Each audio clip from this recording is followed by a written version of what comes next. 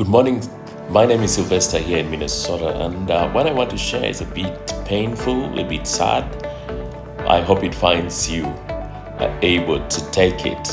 I'm talking about complacency, and I want to warn you that there is no more manna from heaven. Heaven is not sending any more manna. If you're waiting for manna from heaven, it's not coming. Oh, this is what I learned. We become complacent because we never feel the heat of a crisis. When I landed in Minnesota, I did not know that I had type 2 diabetes. And for a season, I lived in total denial. I prayed and refused to act on the advice of the doctor. I believed in healing, but I ignored wisdom. Yes, many of us believe in healing, but if we ignore wisdom, we are going to die. I remember a friend of mine, is called Pastor Ken Umoja. He died because of diabetes. But I want to say that if you dig, you'll find that he ignored the advice of the doctor. Now, if you want to go to heaven, that is okay. Ignore the doctor's advice. You can go early, you can go at 40, at 45, and leave your wife behind, leave your beautiful children behind. So this is wisdom. Pray, but listen to the doctor as you wait for the miracle. Sometimes God is not going to do that miracle. You remember how he tells Paul that I won't take that thing away. My grace is sufficient. So, sister, brother, pray, but listen to the advice of the doctor. Oh, I know some of you now understand where I am going with this. You know, God is not our shamba boy. He's not our house help. He's God. Sometimes he will not remove the thorn. Sometimes he says the same thing he said to Paul. My grace is sufficient for you. Yes, in 2 Corinthians 12:9, it tells him, Paul, yes, I'm using you to heal other people, but for you, my grace is sufficient, meaning some battles require obedience, discipline, consistency, and responsibility, not denial. Then came, a wake-up call. My blood sugar hit 600. I had a migraine I could not control. It was so severe. And, I had to go to the doctor. I was shaking. I was terrified.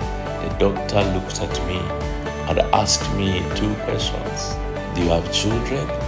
Do you want to leave them behind? And instantly, I woke up. Some of you need a question that will wake you up. We need a question that will wake us up.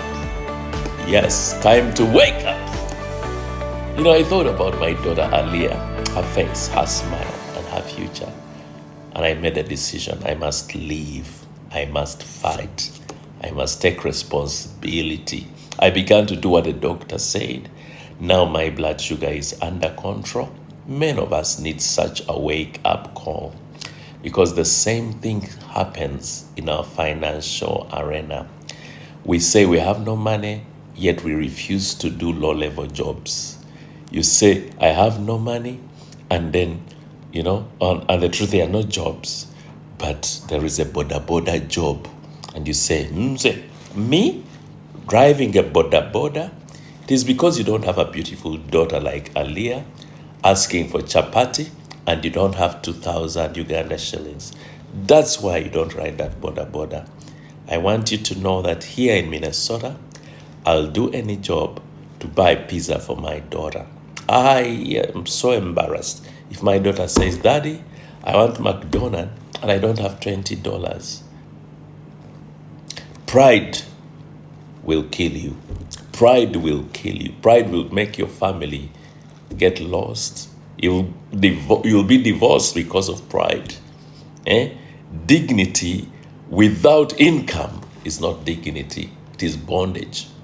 Yes, my brother, my sister, dignity without income is not dignity. It's bondage. You are bound. You need deliverance. My wake-up call comes when my daughter wants pizza and I don't have $20.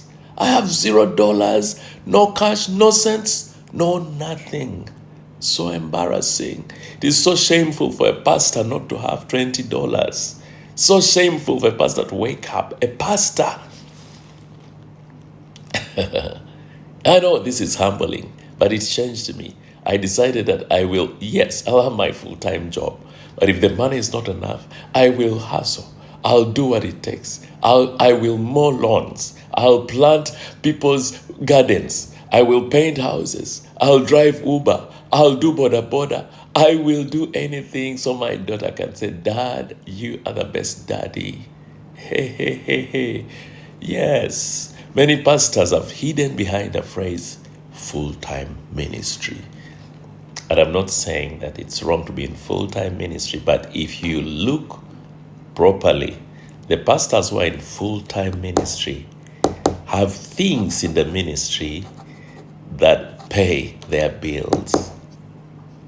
So if you have full-time ministry, but on Monday you wake up at midday, on Tuesday you wake up at 2, and yes, you go and pray for 3 hours, that's not full-time ministry.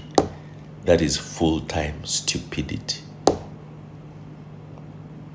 Full-time ministry, and you have 40 hours of roaming around the city and knocking at doors of sisters. No, it's okay to go do door to door.